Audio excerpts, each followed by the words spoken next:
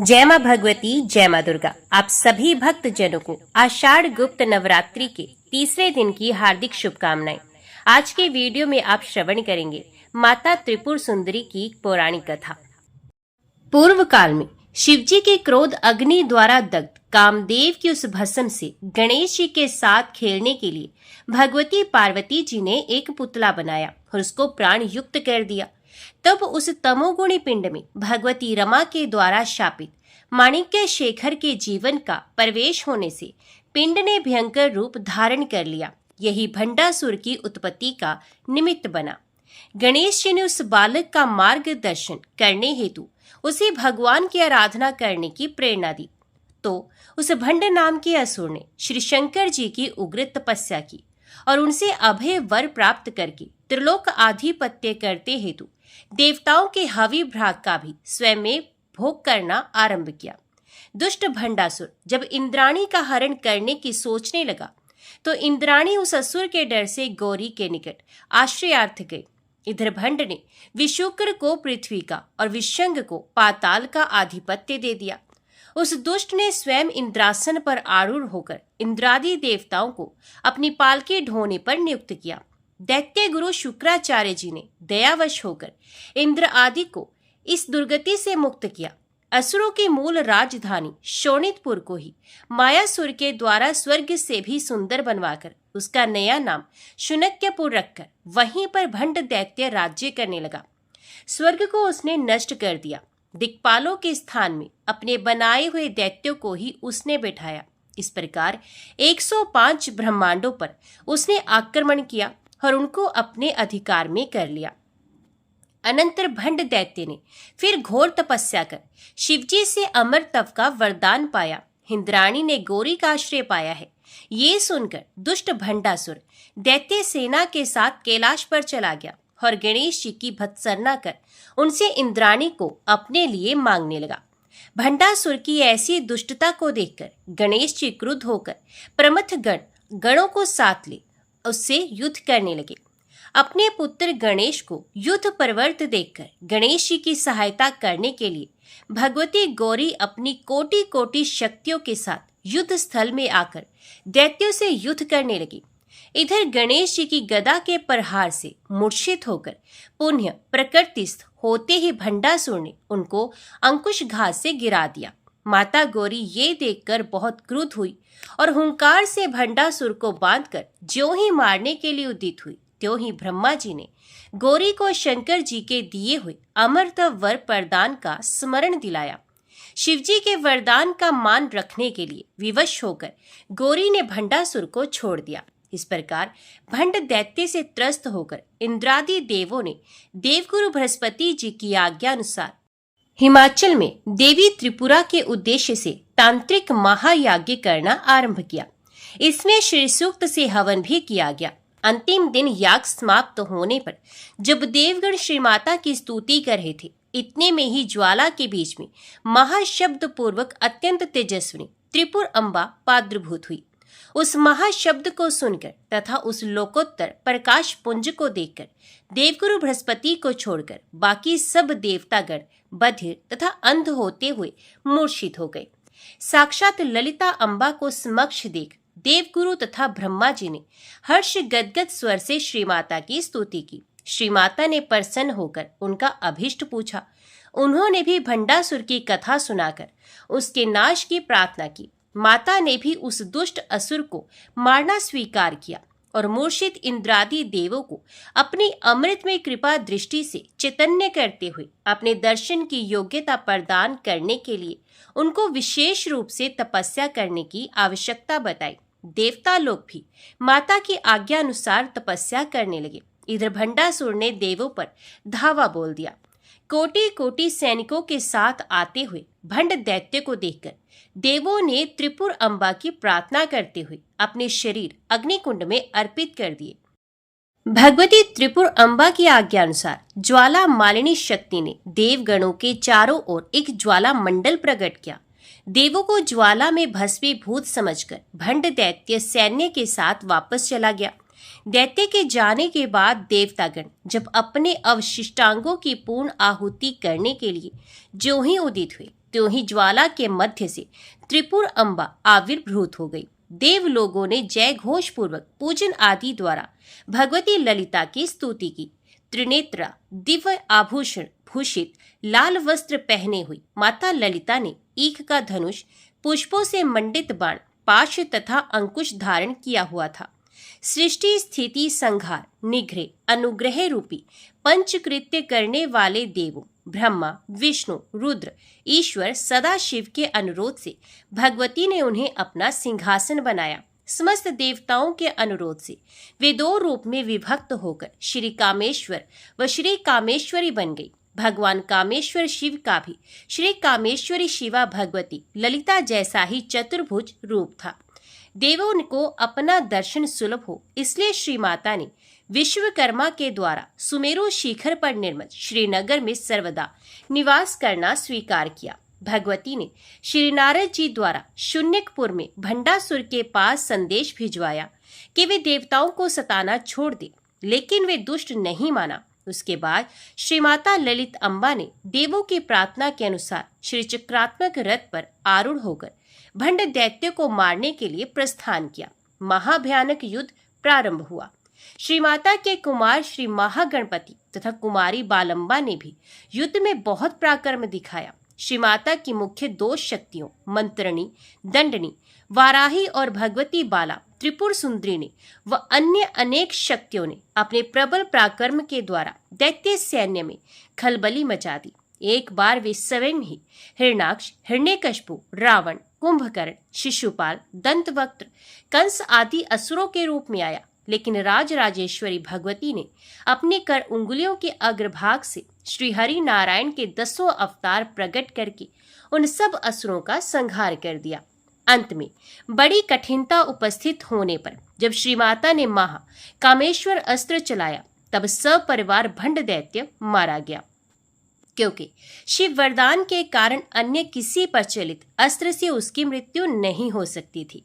देवों का भय दूर हुआ और वे पूर्ववत स्वर्ग में अपने अपने पदों पर अधिष्ठित हो गए। दैत्य द्वारा आक्रांत 105 ब्रह्मांडों में भी पुनः चैन की बंसी बजने लगी। इस प्रकार संक्षेप में यहाँ ये कथा बताएगी। विस्तृत विवरण के लिए विशेष जिज्ञासुओं को त्रिपुरा रहस्य ग्रंथ का महात्म्य खंड देखना चाहिए। इनकी मंत्र उपासना योग्य गुरु से दीक्षा लेकर ही करें। तंत्र ग्रंथों में ललिता भगवती के प्रातः स्मरण, अष्टक, कवच, हृदय, खड्गमाला, शतनाम, सहस्रनाम, मानस पूजन आदि बहुत से उत्तम स्तोत्र मिलते हैं, जिनके माध्यम से भगवती त्रिपुर सुंदरी की स्तोत्रात्मक स्तुति उत्तम प्रकार से की जाती है। आद्य शंकराचार्य जी द्वारा रचित सौंदर्य लहरी नामक स्तोत्र तो 100 श्लोकों का है। वेद भी इन महात्रिपुर सुंदरी माता का वर्णन कर सकने में असमर्थ हैं। भक्तों को ललिता महाविद्या प्रसन्न होकर सब कुछ प्रदान करती हैं। अभिष्ट तो सीमित अर्थवाच्य शब्द है। भगवती महात्रिपुर सुंदरी की कृपा का एक कण भी अभिष्ट से अधिक प्रदान कर सकने में समर्थ है। भगवती ललिता महात्रिपुर सुंदरी के श्री चरणों में हमारा बारंबार प्रणाम है। तो सब प्रेम से बोलो, भगवती त्रिपुर सुंदरी की जय। अभी हम सुनते हैं नवरात्रि के तीसरे दिन पढ़ा व सुने जाने वाला देवी भागवत पुराण का पाठ। व्यास जी बोले, मंत्री की बात सुनकर मदोमत राजा महिषासुर अपने वयोवृद्ध मंत्रियों को बुलाकर उनसे ये वचन कहने लगा। राजा बोला, हे मंत्रीगण, आप लोग निर्भीकता पूर्वक मुझे शीघ्र बताएं कि इस समय मुझे क्या करना चाहिए। आप लोग इस कार्य में प्रवीण हैं, साथ ही साम तथा दंड आदि नीतियों में भी कुशल हैं। कहीं देवताओं के द्वारा रची गई शांभरी माया के रूप में तो ये नहीं आई हुई। अतः आप लोग मुझे ये बताएं कि इस समय किस नीति का सहारा लिया जाए। मंत्रीगण बोले, हे राजन, बुद्धिमान लोगों को सदा सत्य और प्रिय बोलना चाहिए तथा सम्यक विचार करके हितकर कार्य करना चाहिए। हे राजन, सत्य वचन कल्याणकारी होता है और प्रिय वचन प्राय अहितकार होता है। इस लोक में अप्रिय वचन भी मनुष्यों के लिए उसी प्रकार हितकारक होता है, जैसे औषधि अरुचिकर होते हुए भी मनुष्यों के रोगों का नाश करने वाली होती है। हे पृथ्वीपति, सत्य बात को सुनने तथा मानने वाला दुर्लभ है, सत्य बोलने वाला तो परम दुर्लभ है। किंतु चाटुकारितापूर्ण बातें करने वाले बहुत से लोग हैं। हे राजन, इस गूढ़ विषय में हम लोग कुछ कैसे कह सकते हैं? और फिर इस त्रिलोकी में भविष्य में होने वाले शुभ अथवा अशुभ परिणाम के विषय में कौन जान सकता है? राजा बोला, आप लोग अपनी अपनी बुद्धि के अनुसार अलग अलग विचार प्रकट करें। जिसका जो भाव होगा उसे सुनकर मैं स्वयं विचार करूंगा, क्योंकि बुद्धिमान पुरुषों को चाहिए कि अनेक लोगों के मंतव्य सुनकर और फिर उन पर बार बार विचार करके उनमें से अपने लिए जो कल्याणप्रद हो उसी पर काम करे। व्यास जी बोले, उसकी ये बात सुनकर महाबली विरूपाक्ष राजा महेश को प्रसन्न करते हेतु शीघ्र कहने लगा। विरूपाक्ष बोला, हे राजन, यह बेचारी स्त्री मदमत होकर जो कुछ बोल रही है उन बातों को आप केवल धमकी भर समझे, ये जानते हुए कि झूठ और साहस स्त्रियों की आदत होती है। भला कौन एक ऐसी स्त्री के कहे हुए युद्धोन्मादी कठोर वाक्यों से डरेगा? हे राजन, तीनों लोकों पर विजय प्राप्त करके भी आज आप स्त्री के भय से ग्रस्त हो गए हैं। उसकी अधीनता स्वीकार कर लेने पर इस लोक में अवश्य ही आप जैसे वीर की अपकीर्ति होगी। अतएव हे महाराज, मैं अकेला ही उस चंडिका से युद्ध करने के लिए जा रहा हूँ और उसे निश्चित रूप से मार ही डालूंगा। अब आप भय मुक्त हो जाए। अपनी सेना के साथ वहां जाकर अनेक प्रकार के शस्त्र अस्त्रों से मैं उस दुस्सह तथा प्रचंड पराक्रम संपन्न चंडिका का निश्चय ही वध कर दूंगा, अथवा उसे नागपाश में बांधकर जीवित दशा में ही आपके पास ले आऊंगा, जिससे वे सदा के लिए आपकी वशवर्तनी हो जाए। हे राजन, अब आप मेरा पराक्रम देखें। व्यास जी बोले, विरूपाक्ष की बात सुनकर दुर्धर ने कहा, हे राजन, बुद्धिमान विरूपाक्ष ने यथार्थ बात कही है। प्रतिभा संपन्न आप अब मेरी भी उत्तम बात सुन लें। अनुमान से ऐसा प्रतीत होता है कि सुंदर दांतों वाली यही स्त्री कामातुर है। अपने रूप के गर्व में चूर इस प्रकार की नायिकाएं अपने प्रिय को डरा धमकाकर वश में करने का प्रयास करती हैं। वैसे ही ये सुंदरी भी आपको धमकाकर अपने वश में करना चाहती है। ये तो माननीय स्त्रियों का हाव भाव होता है और रस का महान ज्ञाता ही उस हाव भाव को समझ पाता है। आसक्त प्रेमी के प्रति किसी स्त्री की ऐसी वयोकृति होती ही है जिसे काम शास्त्र का विद्वान कोई विरला पुरुष ही समझ पाता है। जैसे उसने कहा, मैं तुम्हें युद्ध क्षेत्र में वाणों से मार डालूंगी। इस कथन में बहुत बड़ा रहस्य निहित है, जिसे रहस्य विधि भली भांति समझ सकते हैं। माननीय स्त्रियों के बाण तो उनके कटाक्षी कहे गए हैं, और हे राजन, उनके व्यंग्यपूर्ण वचन दूसरे पुष्पांजलि में बाण है, क्योंकि कटाक्ष को छोड़कर वे अन्य प्रकार के बाण भला आप पर क्या चला सकेगी। जब ब्रह्मा विष्णु महेश आदि में आप पर बाण चलाने की शक्ति नहीं, तब वैसी स्त्रियों में अन्य बाण चलाने की शक्ति कहाँ? उसने अमात्य से जो कहा था कि हे मंद, मैं तुम्हारे राजा को अपने नेत्र बाणों से बेध डालूंगी, इस कथन का तात्पर्य मंत्री ने विपरीत ही समझ लिया। उसने प्रधान अमात्य से जो ये कहा था कि मैं तुम्हारे स्वामी को रमणीय राध्या पर गिरा दूंगी, इस कथन का तात्पर्य उस स्त्री के द्वारा विपरीत रति क्रीड़ा का किया जाना समझना चाहिए। साथ ही उसने जो ये बात कही कि मैं उन्हें प्राणहीन कर दूंगी। हे राजन, पुरुषों में वीर्य को ही प्राण कहा गया है, अतः उस स्त्री के कथन का तात्पर्य आपको वीर्यहित कर देने से है, इसके अतिरिक्त दूसरी बात नहीं। हे राजन, व्यंग भरे इस कथन के द्वारा वह सुंदरी आपको पति के रूप में वर्ण करना चाहती है। रस शास्त्र के विद्वानों को विचार पूर्वक इस कथन का अभिप्राय भली भांति जान लेना चाहिए। हे महाराज, ऐसा जानकर आपको उसके प्रति रस में व्यवहार करना चाहिए। हे राजन, साम, प्रिय वचन और दान, प्रलोभन आदि यही दो उपाय उसे वश में करने के हैं। इनके अतिरिक्त कोई दूसरा उपाय नहीं है। रुष्ट अथवा मद गर्वित कोई भी माननीय स्त्री इन उपायों से वशव्रतनी हो जाती है। उसी प्रकार के मधुर वचनों से प्रसन्न करके मैं उसे आपके पास ले आऊंगा। हे राजन, बहुत कहने से क्या लाभ, अभी वहां जाकर मैं उस स्त्री को एक दासी की भांति सदा के लिए आपके वश में कर दूंगा। व्यास जी बोले, दुर्धर की ये बात सुनकर तत्वविद ताम्र बोला, हे राजन, अब आप मेरे द्वारा कही गई बात सुनिए, जो तर्क युक्त धर्म से ओतप्रोत रस में तथा नीति से भरी हुई है। हे मानव, ये बुद्धि संपन्न स्त्री ना कामातुर है, ना आप पर आसक्त है, और ना तो उसने व्यंग्यपूर्ण बातें ही कही हैं। हे महाबाहो, ये तो महान आश्चर्य है कि एक अत्यधिक रूपवती और मनोहर स्त्री बिना किसी का आश्रय लिए अकेली ही युद्ध हेतु आई हुई है। 18 भुजाओं से संपन्न ऐसी पराक्रमशालिनी तथा सुंदर स्त्री किसी के भी द्वारा तीनों लोकों में ना तो देखी गई ना तो सुनी ही गई। उसने अनेक प्रकार के शुद्ध आयुध धारण कर रखे हैं। हे राजन, इससे मैं तो ये मानता हूँ कि समय ने सब कुछ हमारे विपरीत कर दिया है। मैंने रात में अपशगुन सूचक अनेक स्वप्न देखे हैं। इससे मैं तो ये समझता हूँ कि अब निश्चय ही हमारा विनाश आ चुका है। मैंने आज ही उषा काल में स्वप्न देखा कि काले वस्त्र धारण किए एक स्त्री घर के आंगन में रुदन कर रही है। ये विनाश सूचक स्वप्न विचारणीय है।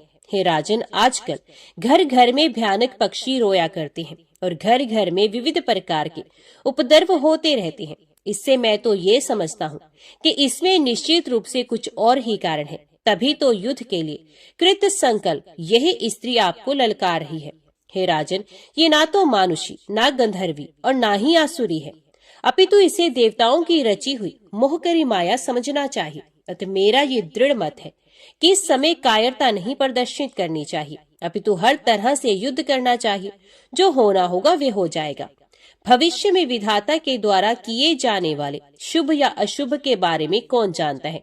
अतः विद्वान पुरुषों को चाहिए कि बुद्धि पूर्वक धैर्य धारण करके समय की प्रतीक्षा करें। हे नरेश, प्राणियों का जन्म तथा मरण देव के अधीन है। तीनों लोकों में कोई भी व्यक्ति इसके विपरीत कुछ भी करने में समर्थ नहीं। महेश बोला, हे महाभाग, हे ताम्र, युद्ध के लिए दृढ़ निश्चय करके तुम जाओ और धर्म पूर्वक उस माननीय स्त्री को जीतकर यहाँ ले आओ। यदि संग्राम में वह स्त्री तुम्हारे अधीन ना हो सके तब तुम उसे मार डालना, नहीं तो जहाँ तक संभव हो प्रयत्न पूर्वक उसका सम्मान करना। हे सर्वज्ञ, तुम पराक्रमी तथा काम शास्त्र के पूर्ण विद्वान हो, अतः किसी भी युद्ध से उस सुंदरी पर विजय प्राप्त करना। हे वीर, हे महाबाहु, विशाल सेना के साथ तुम वहां शीघ्रता पूर्वक जाओ और वहां पहुंचकर बार बार चिंतन मनन करके इसका पता लगाओ कि यह किस लिए आई है। तुम ये भी ज्ञात करना कि वह काम भाव अथवा वैर भाव किस भाव से आई है और वे किसकी माया है। आरंभ में इन बातों की जानकारी कर लेने पर तुम ये पता करना कि वे क्या करना चाहती है। तत्पश्चात उसकी सबलता और तथा निर्बलता को भलीभांति समझकर ही उसके साथ तुम युद्ध करना। तुम उसके समक्ष ना तो कायरता प्रदर्शन करना, ना ही बिल्कुल निर्दयता का ही व्यवहार करना। उसकी जैसी मनोदशा देखना, उसी के अनुसार उससे बर्ताव करना। व्यास जी बोले, महिषासुर की ये बात सुनकर काल के वशीभूत वे ताम्र राजा महिष को प्रणाम करके सेना के साथ चल पड़ा। चलते समय मार्ग में यम का द्वार दिखलाने वाले अत्यंत भयानक अपशगुनों को देख देखकर वे बहुत विस्मित तथा भयभीत होता था। देवी के समीप पहुंचकर उसने देखा कि वे सिंह पर सवार हैं, विविध प्रकार के आयुधों से विभूषित हैं तथा सभी देवता उनकी स्तुति कर रहे हैं। तदंतर उस ताम्र ने विनम्र भाव से खड़े होकर सामनीति का आश्रय लेकर मधुर वाणी में शांति पूर्वक देवी से ये वचन कहा, हे देवी, दैत्यों के अधिपति तथा विशाल सिंगों वाले राजा महिष आपके रूप तथा गुणों पर मोहित होकर आपसे विवाह करने की अभिलाषा रखती हैं।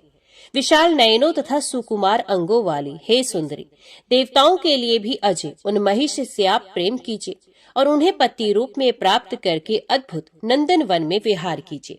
सभी प्रकार के सुखों के निधान स्वरूप इस सर्वांग सुंदर शरीर को प्राप्त करके हर तरह से सुख भोगना चाहिए और दुख का तिरस्कार करना चाहिए। यही बात सर्वमान्य है। हे करभोरु, आपने अपने हाथों में ये आयुध किस लिए धारण कर रखे हैं? कमल के समान कोमल आपके ये हाथ तो पुष्पों के गेंद धारण करने योग्य हैं। भोह रूपी धनुष के रहते आपको ये धनुष धारण करने से क्या प्रयोजन है? और जब आपके पास ये कटाक्ष रूपी बाण है तो फिर व्यर्थ बाणों को धारण करने से क्या लाभ? इस संसार में युद्ध दुखदायी होता है, अतः ज्ञानी जन को युद्ध नहीं करना चाहिए। राज्य तथा धन के लोलुप लोग ही परस्पर युद्ध करते हैं। पुष्पों से भी युद्ध नहीं करना चाहिए, फिर तीक्ष्ण बाणों से युद्ध की तो बात ही क्या। अपने अंगों का शिद जाना भला किसकी प्रसन्नता का कारण बन सकता है। अतएव हे तनवंगी, आप कृपा करें और देवताओं तथा दानवों के द्वारा पूजित मेरे स्वामी महेश को पति के रूप में स्वीकार करें। वे आपके सभी वांछित मनोरथ पूर्ण करेंगे और उन्हें पति रूप में पाकर आप सदा के लिए उनकी पटरानी बन जाएंगी, इसमें संदेह नहीं। हे देवी, आप मेरी बात मान लें, इससे आपको उत्तम सुख मिलेगा। कष्ट पाकर भी संग्राम में विजय का संदेह बना रहता है, इसमें संशय नहीं है। हे सुंदरी, आप राजनीति भलीभांति जानती हैं, अतः हजारों हजारों वर्षों तक राज्य सुख का भोग करें। आपको तेजस्वी पुत्र प्राप्त होगा, वे भी राजा बनेगा। इस प्रकार आप युवावस्था में क्रीड़ा सुख प्राप्त करके वृद्ध अवस्था में आनंद प्राप्त करेंगी।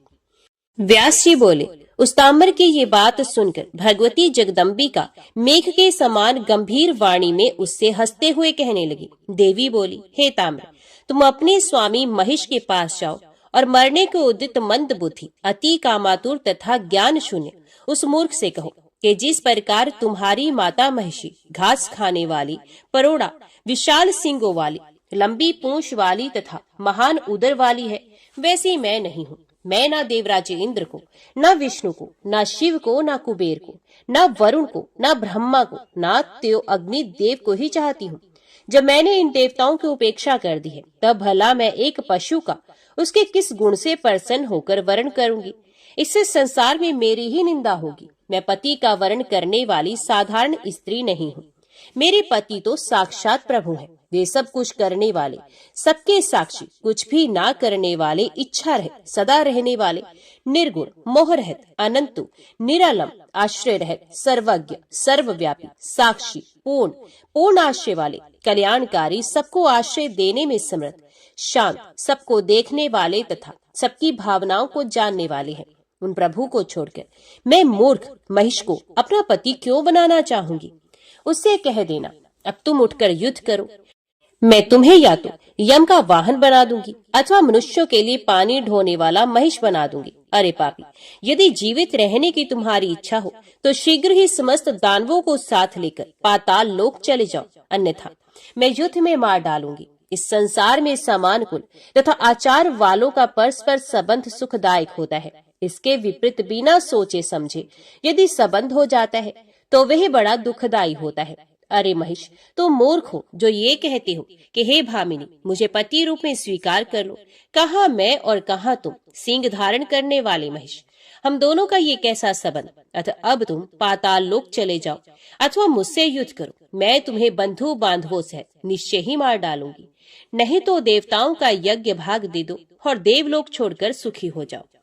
व्यास जी बोले, ऐसा कहकर देवी ने बड़ी जोर से अद्भुत गर्जना की। वे गर्जन प्रलय कालीन भीषण ध्वनि के समान तथा दैत्यों को भयभीत कर देने वाला था। उस नाद से पृथ्वी कांप उठी और पर्वत डगमगाने लगा तथा दैत्यों की पत्नियों के गर्भ गिर गए। उस शब्द को सुनकर ताम्र के मन में भय व्याप्त हो गया और तब वह वहां से भागकर महिषासुर के पास जा पहुंचा और बोला, हे राजन, उसके नगर में जो भी दैत्य थे वे सब बड़े चिंतित हुए। वे उस ध्वनि के प्रभाव से बधिर हो गए और वहां से भागने लगे। उसी समय देवी का सिंह भी क्रोध पूर्वक अपने अवालों, गर्दन के बालों को फैलाकर बड़े जोर से दहाड़ा।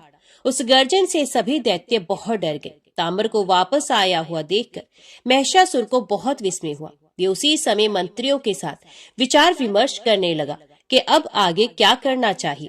उसने कहा, हे श्रेष्ठ दानवों, हमें आत्मरक्षा के लिए किले के भीतर ही रहना चाहिए अथवा बाहर निकलकर युद्ध करना चाहिए अथवा भाग जाने में ही हमारा कल्याण है। आप बुद्धिमान, अजय और सभी शास्त्रों के विद्वान हैं, इसलिए मेरे कार्य की सिद्धि के लिए तुम्हें अत्यंत गुप्त रीति से मंत्रणा करनी चाहिए, क्योंकि मंत्रणा को राज्य का मूल कहा गया है। यदि मंत्र सुरक्षित गुप्त रहे तो राज्य की सुरक्षा संभव है। इसलिए बुद्धिमान और सदाचारी राजा को सदैव अपने मंत्रियों से गुप्त रूप से परामर्श करना चाहिए। मंत्र खुलते ही राज्य और राजा दोनों नष्ट हो जाते हैं। अतः अपनी समृद्धि की इच्छा रखने वाले राजा को भेद खुल जाने के डर से सदैव गुप्त मंत्रणा करनी चाहिए। अतः इस समय आप मंत्रीगण नीतिगत निर्णयों पर भलीभांति विचार कर मुझे देश काल के अनुरूप सार्थक एवं हितकर परामर्श दें। कृपया देवताओं द्वारा बनाई गई इस अत्यंत शक्तिशाली महिला के रहस्य पर विचार करें, जो बिना किसी की मदद के अकेली यहाँ आई है। वो बोला, हमें युद्ध के लिए ललकार रही है। इससे अधिक आश्चर्य की बात क्या हो सकती है? इसमें मेरी जीत होगी या हार, तीनों लोकों में कौन जानता है। ना तो अधिक संख्या में रहने वालों की सदैव विजय होती है और ना ही अकेले रहने पर भी किसी की पराजय होती है। युद्ध में जय और पराजय सदैव भाग्य के वश में ही जानना चाहिए। पुरुषार्थी कहते हैं किसने देखा भाग्य क्या है, इसलिए बुद्धिमान लोग इसे अदृश्य कहते हैं। इसके अस्तित्व का प्रमाण क्या है? वह केवल कायरों को आशा देने का एक साधन है। शक्तिशाली लोग उसे कहीं नहीं देखते। उद्यम और नियति ये दोनों बहादुर और कायरों की मान्यताएं हैं। इसलिए हमें सभी बातों पर सोच समझकर विचार करना चाहिए और अपना कर्तव्य निर्धारित करना चाहिए। व्यास जी ने कहा, राजा महिष का ये संक्षिप्त कथन सुनकर महाबली विदालक्ष्य ने हाथ जोड़कर अपने महाराज महिषासुर से ये शब्द कहे, हे राजन, बड़ी बड़ी आंखों वाली इस स्त्री का बार बार ध्यान पूर्वक पता लगाना चाहिए कि वे यहाँ क्यों और कहाँ से आई है तथा किसकी पत्नी है। मैं समझता हूँ कि स्त्री के द्वारा तुम्हारी मृत्यु होगी। ये भलीभांति जानकर सभी देवताओं ने अपने तेज से उस कमल नयन वाली स्त्री को उत्पन्न करके यहाँ भेजा है। जो देवता युद्ध देखना चाहते हैं वे भी आकाश में छुपे हुए हैं और अवसर आने पर जो देवता युद्ध करना चाहते हैं वे उनकी सहायता करेंगे।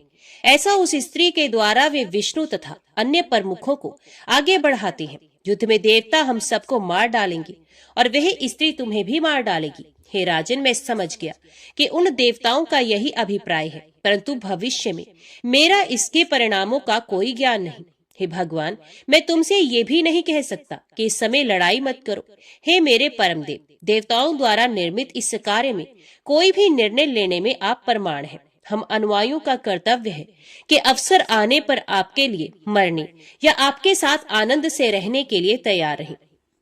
हे राजन, यह आश्चर्य की बात है कि एक महिला जिसे अपनी ताकत और सेना पर गर्व है, वे हमें युद्ध के लिए चुनौती दे रही है। दुर्मुख बोला, हे राजन, मैं ये पूर्ण रूप से जानता हूँ कि आज युद्ध में विजय निश्चित रूप से हम लोगों की होगी। हम लोगों को पलायन नहीं करना चाहिए, क्योंकि युद्ध से भाग जाना पुरुषों की कीर्ति को नष्ट करने वाला है। इंद्र आदि देवताओं के साथ भी युद्ध में जब हम लोगों ने ये निंदनीय कार्य नहीं किया था, तब उस अकेली स्त्री को सामने पाकर उससे डरकर भला कौन पलायन करेगा। अतः अब हमें युद्ध आरंभ कर देना चाहिए। युद्ध में हमारी मृत्यु हो अथवा विजय हो, जो होना होगा वे तो होगा ही। यथार्थ ज्ञान वाले को इस विषय में चिंता की क्या आवश्यकता। रणभूमि में मरने पर कीर्ति मिलेगी और विजयी होने पर जीवन में सुख मिलेगा। इन दोनों ही बातों को मन में स्थिर करके हमें आज ही युद्ध छेड़ देना चाहिए। युद्ध से पलायन कर जाने से हमारा यश नष्ट हो जाएगा। आयु के समाप्त हो जाने पर मृत्यु होनी तो निश्चित ही है। अतएव जीवन तथा मरण के लिए व्यर्थ चिंता नहीं करनी चाहिए। व्यास जी बोले, दुर्मुख का विचार सुनकर बात करने में परम प्रवीण वाष्कल हाथ जोड़कर विनम्रता पूर्वक राजा महिषासुर से ये वचन कहने लगा। वाष्कल बोला, हे राजन, कायर लोगों के लिए प्रिय इस पलायन कार्य के विषय में आपको विचार नहीं करना चाहिए। मैं उस चंचल नेत्रों वाली चंडिका को अकेले ही मार डालूंगा। हमें सर्वदा उत्साह से संपन्न रहना चाहिए, क्योंकि उत्साह ही वीर रस का स्थानीय भाव है। हे राजन, भयानक रस तो वीर रस का वैरी है। अतएव हे राजन, भय का त्याग करके मैं अद्भुत युद्ध करूंगा। हे नरेंद्र, मैं उस चंडिका को मारकर उसे यमपुरी पहुंचा दूंगा। मैं यम, इंद्र, कुबेर, वरुण, वायु, अग्नि, विष्णु, शिव, चंद्रमा और सूर्य से भी नहीं डरता। तब उस अकेली तथा मदोमती स्त्री से भला क्यों डरूंगा। पत्थर पर सान धरे हुए तीक्ष्ण बाणों से मैं उस स्त्री का वध कर दूंगा। आज आप मेरा बाहुबल तो देखिए, और इस स्त्री के साथ युद्ध करने के लिए आपको संग्राम में जाने की आवश्यकता नहीं। आप केवल सुख पूर्वक विहार कीजिए। व्यास जी बोले, दैत्य राज महिष से मदोमत वाष्कल के ऐसा कहने पर वहां उपस्थित दुर्धर अपने राजा महिषासुर को प्रणाम करके कहने लगा। दुर्धर बोला, हे महाराज महिष, रहस्यमय ढंग से आई हुई उस देव निर्मित 18 भुजाओं वाली तथा मनोहर देवी पर मैं विजय प्राप्त करूंगा। हे राजन, आपको भयभीत करने के लिए ही देवताओं ने इस माया की रचना की है। ये एक विभिक्षा मात्र है। ऐसा जानकर आप अपने मन की व्याकुलता दूर कर दीजिए। हे राजन, ये सब तो राजनीति की बात हुई। अब आप मंत्रियों का कर्तव्य सुनिए। हे दानवेंद्र, 3 प्रकार के मंत्री संसार में होते हैं। उनमें कुछ सात्विक, कुछ राजस तथा अन्य तामस होते हैं। सात्विक मंत्री अपनी पूरी शक्ति से अपने स्वामी का कार्य सिद्ध करते हैं। वे अपने स्वामी के कार्य में बिना कोई अवरोध उत्पन्न किए अपना कार्य करते हैं। ऐसे मंत्री एकाग्रचित, धर्मपरायण तथा मंत्र शास्त्रों, मंत्रणा से संबंधित शास्त्र के विद्वान होते हैं। राजस प्रकृति के मंत्री चंचल चित्त वाले होते हैं और वे सदा अपना कार्य साधने में लगे रहते हैं। जब कभी उनके मन में आ जाता है तब वे अपने स्वामी का भी काम कर देते हैं। तामस प्रकृति के मंत्री लोभपरायण होते हैं और वे सदैव अपना कार्य सिद्ध करने में संलग्न रहते हैं। वे अपने स्वामी का कार्य विनिष्ट करके भी अपना कार्य सिद्ध करते हैं। वे समय आने पर पक्ष के लोगों से प्रलोभन पाकर अपने स्वामी का भेद खोल देते हैं और घर में बैठे बैठे अपनी कमजोरी शत्रु पक्ष के लोगों को बता देते हैं। ऐसे मंत्री म्यान में छिपी तलवार की भांति अपने स्वामी के कार्य में बाधा डालते हैं और संग्राम की स्थिति उत्पन्न होने पर सदा उन्हें डराते रहते हैं। हे राजन, उन मंत्रियों का कभी विश्वास नहीं करना चाहिए, क्योंकि उनका विश्वास करने पर काम बिगड़ जाता है और गुप्त भेद भी खुल जाता है। लोभी, तमोगुणी, पापी, बुद्धिहीन, शठ तथा खल मंत्रियों का विश्वास कर लेने पर वे क्या क्या अनर्थ नहीं कर डालते। अतएव हे नरश्रेष्ठ, मैं स्वयं युद्ध भूमि में जाकर आपका कार्य संपन्न करूंगा। अब किसी भी तरह की चिंता न करें। मैं उस दुराचारणी स्त्री को पकड़कर आपके पास शीघ्र ही ले आऊंगा। आप मेरा बल तथा धैर्य देखें। मैं अपनी पूरी शक्ति से अपने स्वामी का कार्य सिद्ध करूंगा। व्यास जी बोले, हे राजन, ऐसा कहकर अभिमान से चूर अंगों वाले तथा सभी शस्त्रास्त्रों के विशारद वे दोनों महाबाहु दैत्य वाष्कल तथा दुर्मुख समरांगण की ओर चल पड़े। इसके बाद वे दोनों मदोमत्त दानव समर भूमि में पहुंचकर मेघ गर्जन के समान गंभीर वाणी में देवी से कहने लगे, हे देवी, हे सुंदरी, जिन महान महिषासुर ने सभी देवताओं पर विजय प्राप्त कर ली है, सभी दैत्यों के अधिष्ठाता उन नरेश महिषासुर का आप वर्ण करने। वे सभी लक्षणों से संपन्न मनुष्य रूप धारण करके तथा दिव्य आभूषणों से अलंकृत होकर एकांत में आपसे मिलने के लिए आएंगे। हे सुंदर मुस्कान वाली देवी, उन्हें पति के रूप में स्वीकार कर लेने पर आपको तीनों लोकों का वैभव निश्चय ही प्राप्त हो जाएगा। अतः हे कांते, उन महिषासुर के प्रति आप अपने मन में परम प्रेम भाव रखिए। हे कोकिल भाषिणी, महान पराक्रमी महिषासुर को अपना पति बनाकर आप स्त्रियों के लिए अभिष्ट अद्भुत सांसारिक सुख प्राप्त करेंगी। देवी बोली, अरे दुष्ट, क्या तुम ये समझ रहे हो कि ये कोई काम मोहित, बुद्धिहीन तथा बल रहित नारी है? मैं उस मूर्ख महिषासुर की सेवा कैसे कर सकती हूँ? कुलीन स्त्रियां कुल चरित्र तथा गुण में समानता रखने वाले एवं रूप, चतुरता, बुद्धि, व्यवहार, क्षमा आदि से विशेष रूप से संपन्न पुरुष को ही स्वीकार करती हैं। ऐसी कौन देव रूपनी नारी होगी जो कामातुर होकर पशु रूप धारी तथा पशुओं में भी अधम महिष को अपना पति बनाना चाहेगी? हे वाष्कर और दुर्मुख, तुम लोग तत्काल अपने राजा महिषासुर के पास जाओ और हाथी के समान विशाल शरीर वाले तथा शरंगधारी उस दानव से मेरा संदेश कह दो कि तुम पाताल लोक चले जाओ अथवा यहाँ आकर मेरे साथ युद्ध करो। संग्राम होने पर भी इंद्र निर्भय हो सकते हैं, ये निश्चित है। मैं तुम्हारा वध करके ही जाऊंगी, बिना तुम्हें मारे मैं नहीं जा सकती। हे महामूर्ख, ये समझकर अब तुम जो चाहते हो वैसा करो। हे चतुष्पाद, बिना मुझको पराजित किए पृथ्वी के किसी भी भाग में, अंतरिक्ष या पर्वत की गुफा में कहीं भी अब तुम्हें शरण नहीं मिलेगी। व्यास जी बोले, देवी के ऐसा कहने पर क्रोध से तमाए नेत्रों वाले वे दोनों दैत्य धनुष बाण लेकर युद्ध करने के लिए तैयार हो गए। वे भगवती जगदम्बा भी गंभीर गर्जना करके निर्भीक भाव से विराजमान थी। हे कुरुनंदन, वे दोनों दैत्य घनघोर बाण वृष्टि करने लगे। भगवती जगदम्बा भी देवताओं की कार्य सिद्धि के निमित्त अत्यंत मधुर नाद करती हुई उन दोनों दानवों पर बाण समूह बरसाने लगी। उन दोनों में से वाष्कर शीघ्रता पूर्वक समर भूमि में देवी के सामने आ गया। उस समय दुर्मुख केवल दर्शक बनकर देवी की ओर मुख करके खड़ा रहा। अब भगवती तथा वाष्कल के बीच बाणों, तलवार तथा परिध के प्रहार से भीषण युद्ध होने लगा, जो उत्साहहीन चित्त वाले लोगों के लिए भयदायक था। तत्पश्चात युद्ध के लिए उन्मत्त उस वाष्कल को देखकर जगदम्बिका कुपित हो गई और उन्होंने पत्थर की सान पर चढ़ाकर तीखे बनाए गए तथा कानों तक खींचे गए 5 बाणों से उस पर प्रहार किया।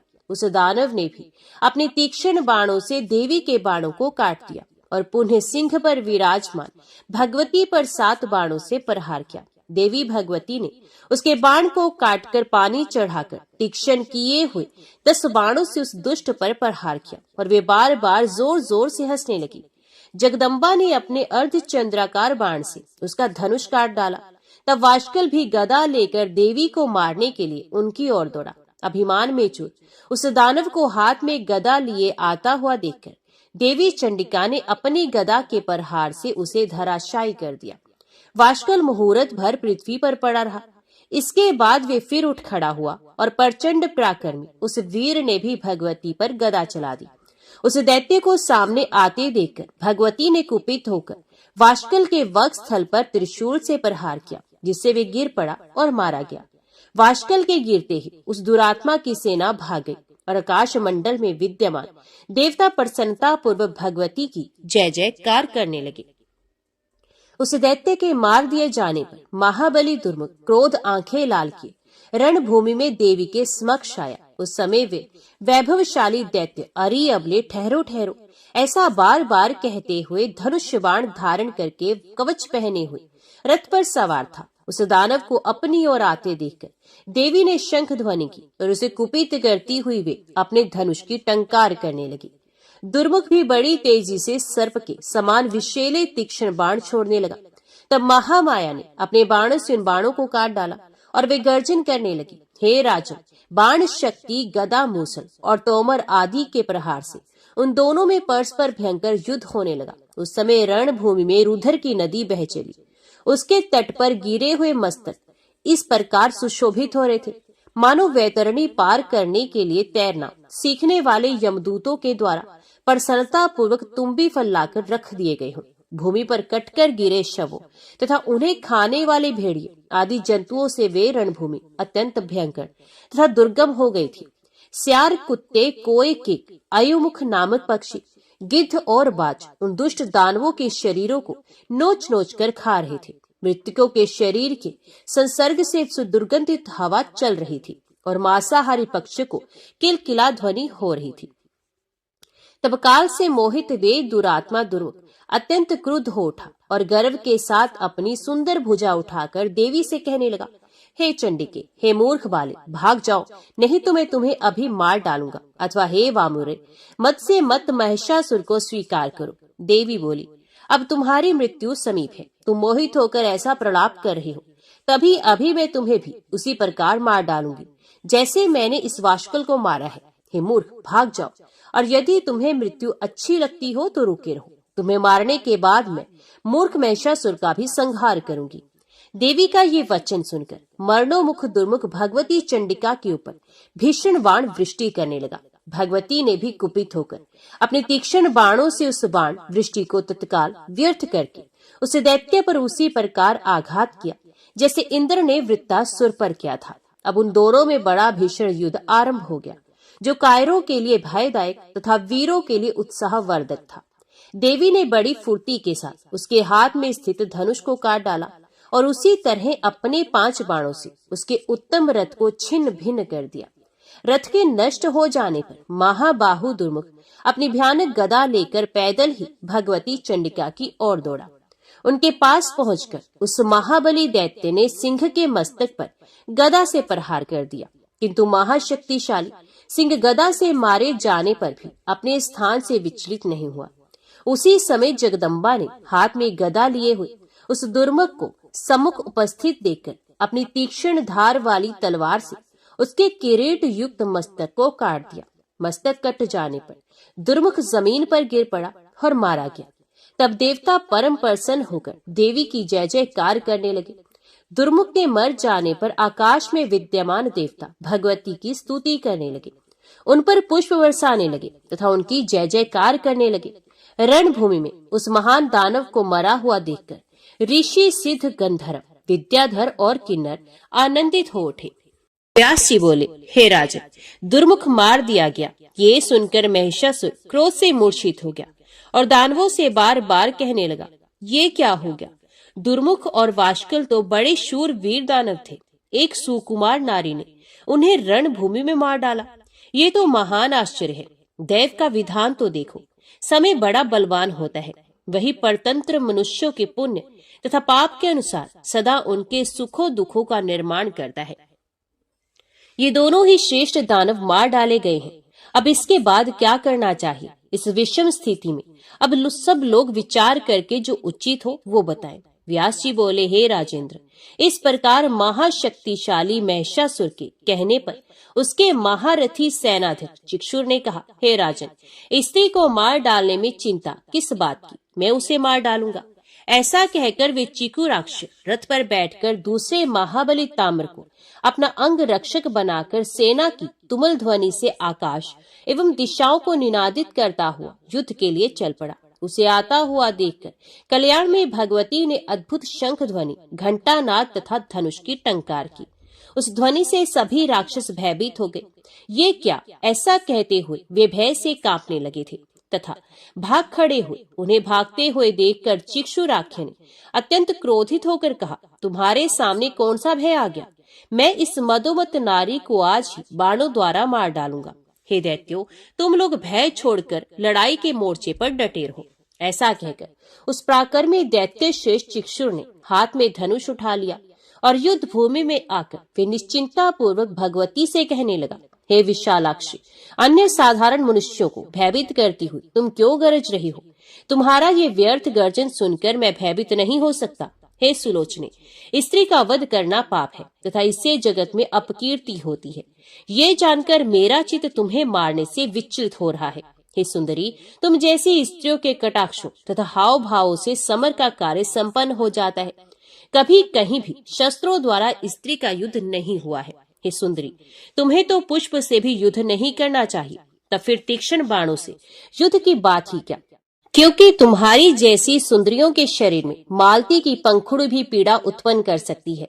इस संसार में शास्त्र धर्म अनुयायी लोगों के जन्म को धिक्कार है, क्योंकि वे बड़े प्यार से पाले गए अपने शरीर को भी तीक्ष्ण बाणों से छिदवाते हैं। तेल की मालिश से, फूलों की हवा से तथा स्वादिष्ट भोजन आदि से पोषित इस प्रिय शरीर को शत्रुओं के बाणों से बिंधवाते हैं। तलवार की धार से अपना शरीर कटवाकर मनुष्य धनवान होना चाहते हैं। ऐसे धन को धिक्कार है जो प्रारंभ में ही दुख देने वाला होता है, तो बाद में क्या भी सुख देने वाला हो सकता है? हे सुंदरी, तुम भी मूर्ख ही हो, तभी तो संभोग जन्य सुख को त्याग कर युद्ध की इच्छा कर रही हो। युद्ध में तुम कौन सा लाभ समझ रही हो? युद्ध में तलवारें चलती हैं, गदा का प्रहार होता है और बाणों से शरीर का भेदन किया जाता है। मृत्यु के अंत में सियार अपने मुंह से नोच नोच कर उस देह का संस्कार करते हैं। धूर्त कवियों ने इस युद्ध को अत्यंत प्रशंसा की है कि रणभूमि में मरने वालों को स्वर्ग प्राप्त होता है। उनका ये कहना केवल अर्थवाद मात्र है। अतः हे वरारोही, तुम्हारा मन जहाँ लगे वहाँ चले जाओ, अथवा तुम देवताओं का दमन करने वाले मेरे स्वामी महाराज महिषासुर को स्वीकार करो। व्यास जी बोले, इस प्रकार बोलते हुए उस दैत्य से भगवती जगदम्बा ने कहा, मूर्ख, तुम अपने को बुद्धिमान पंडित के समान मानकर व्यर्थ क्यों बोल रहे हो? तुम ना तो नीति शास्त्र जानते हो, तुमने कभी ना वृद्धों की सेवा की है, ना तो तुम्हारी बुद्धि ही धर्मपरायण है, क्योंकि तुम मूर्ख की सेवा में लगे रहते हो। अतः तुम भी मूर्ख हो। जब तुम्हें राज धर्म ही ज्ञात नहीं, तब मेरे सामने क्यों व्यर्थ बकवाद कर रहे हो? संग्राम में महिषासुर का वध करके सम्रांगण को रुधिर से पंख में बनाकर अपना यश स्तंभ सुदृढ़ स्थापित कर मैं सुखपूर्वक चली जाऊंगी। देवताओं को दुख देने वाले इस दुराचारी तथा मदोमत दानव को मैं अवश्य ही मार डालूंगी। तुम सावधान होकर युद्ध करो। हे मूर्ख, यदि तुम्हें तथा महिषासुर को जीने की अभिलाषा हो तो सभी दानव पाताल लोक को शीघ्र ही चले जाएं। अन्यथा यदि तुम लोगों के मन में मरने की इच्छा हो तो तुरंत युद्ध करो। ये मेरा संकल्प है कि मैं सभी दानवों को मार डालूंगी। व्यास जी बोले, देवी का वचन सुनकर बल के अभिमान से युक्त वह दैत्य उन पर इस प्रकार बाणों की वर्षा करने लगा, मानो दूसरे मेघ ही जल को बरसा रहे हों। तब भगवती ने अपने तीक्ष्ण बाणों द्वारा उसके सभी बाण काट डाले और विषधर सर्प के समान विषैले बाणों से उस पर प्रहार किया। उन दोनों में परस्पर विस्मयकारी युद्ध होने लगा। जगदम्बा ने अपने वाहन सिंह पर से ही उस दैत्य पर गदा से प्रहार किया। गदा से अत्यधिक आहत होने के कारण वे दुष्ट आत्मा दैत्य मूर्छित हो गया और 2 मुहूर्त तक पाषाण की भांति रथ पर ही पड़ा रहा। इस प्रकार उसे मूर्छित देखकर शत्रु सेना को नष्ट कर डालने वाला ताम्र नामक दैत्य चंडिका से लड़ने के लिए वेग पूर्वक रण में उपस्थित हो गया। उसे आते देखकर भगवती चंडिका उससे हंसती हुई बोली, अरे दानव श्रेष्ठ, आओ आओ, अभी तुम्हें यमलोक भेज देती हूँ। निर्बल और समाप्त आयु वाले तुम लोगों के यहाँ आने से क्या लाभ? वे मूर्ख महिषासुर घर में रहकर अपने जीने का कौन सा उपाय कर रहा है? देवताओं के शत्रु दुष्ट आत्मा तथा पापी महिषासुर का संहार किए बिना तो मूर्खों को मारने से मुझे क्या लाभ होगा? इससे तो मेरा परिश्रम भी व्यर्थ हो जाएगा। अतः तुम लोग घर पर जाकर महिषासुर को यहाँ भेज दो, जिससे वे मंद बुद्धि भी मैं जिस रूप में स्थित हूँ उसमें मुझको देख ले। भगवती का वचन सुनकर वही ताम्र कुपित हो धनुष को कान तक खींचकर उन पर बाणों की वृष्टि करने लगा। देवताओं के शत्रु उस दैत्य को मारने की इच्छा वाली तरमाक्षी भगवती भी धनुष खींचकर उसके ऊपर वेग पूर्वक बाण छोड़ने लगे। इतने में बलवान चीकू राक्षस भी मूर्छा त्याग कर उठ खड़ा हुआ और तुरंत बाण सहित धनुष लेकर देवी के सामने आकर खड़ा हो गया। चिक्षु राख्य और ताम्र दोनों ही अत्यंत उग्र, बलवान और महान वीर थे। अब वे दोनों ही मिलकर भगवती जगदम्बा से रण में युद्ध करने लगे। तब महामाया क्रोधित होकर बाण समूहों की वर्षा करने लगी और उन्होंने अपने बाणों के प्रहार से सभी दानवों के कवच छिन्न भिन्न कर दिए। उन बाणों से आहत होकर सभी असुर क्रोध से व्याकुल हो गए तथा रोष पूर्वक देवी पर बाण समूह छोड़ने लगे। उस समय समस्त रणभूमि में भगवती के बाणों से घायल सभी राक्षस ऐसे सुशोभित होने लगे जैसे वसंत ऋतु में वन में किशंकु के लाल पुष्प दिखाई पड़ती हों। उस समर भूमि में ताम्र के साथ देवी का भीषण युद्ध होने लगा। इसे देखने वाले जो देवता आकाश में स्थित थे वे आश्चर्यचकित हो गए। उसी समय ताम्र ने लोहे का बना हुआ एक सुदृढ़ तथा भयंकर मूसल लेकर देवी के सिंह के सर पर प्रहार किया और वे जोर से हंसने लगा तथा गरजने लगा। तब उसे गरजता हुआ देखकर भगवती क्रोधित हो गई और उन्होंने तुरंत अपनी तेज धार वाली तलवार से उसका मस्तक काट दिया। सर कट जाने पर वे मस्तकहीन बलशाली ताम्र मूसल लिए हुए कुछ क्षण तक घूमता रहा। इसके बाद वे सम्रांगण में ही गिर पड़ा। ताम्र को गिरा हुआ देखकर महाबली चिक्षु राक्षस खड्ग लेकर बड़े वेग से चंडिका की ओर झपटा। हाथ में तलवार लिए उस दानव को रण में अपनी ओर आते देखकर देवी ने भी तुरंत 5 बाणों से उस पर प्रहार किया। भगवती ने एक बाण से उसका खड्ग काट दिया, दूसरे से उसका हाथ काट दिया और अन्य बाणों से उसका मस्तक कंठ से अलग कर दिया। इस प्रकार युद्ध के लिए उन्मत्त रहने वाले उन दोनों क्रूर राक्षसों का वध हो गया। तब उन दोनों को सेना भयभीत होकर चारों दिशाओं में शीघ्रता पूर्वक भाग चली। उन दोनों दानवों को रण में मारा गया देखकर आकाश में विराजमान संपूर्ण देवता आह्लादित हो गए और प्रसन्नता पूर्वक भगवती की जय ध्वनि करते हुए फूलों की वर्षा करने लगे। ऋषि, देवता, गंधर्व, बेताल, सिद्ध और चारण वे सब भी देवी की जय जयकार, अंबिका को जय ऐसा बार बार बोलने लगे। जय माँ भगवती, जय माँ दुर्गा।